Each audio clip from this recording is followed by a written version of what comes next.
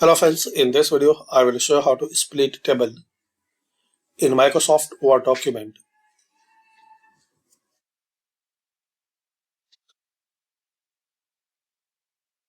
So firstly keep your cursor from where you need to split your table. Like I want to split a table from here. Keep your cursor in that particular row. Then in the layout, here is the setting, split table, click on it. This way you can split your table. Just keep your cursor from where you need to split your table. Similar, you can split cell.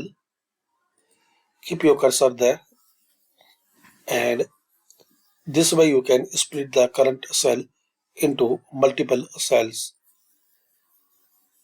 Here you can insert number of column for that cell.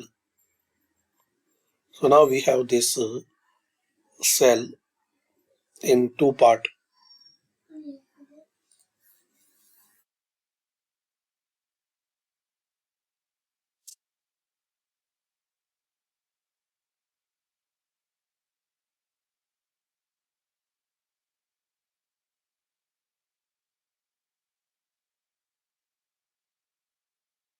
So these are settings to split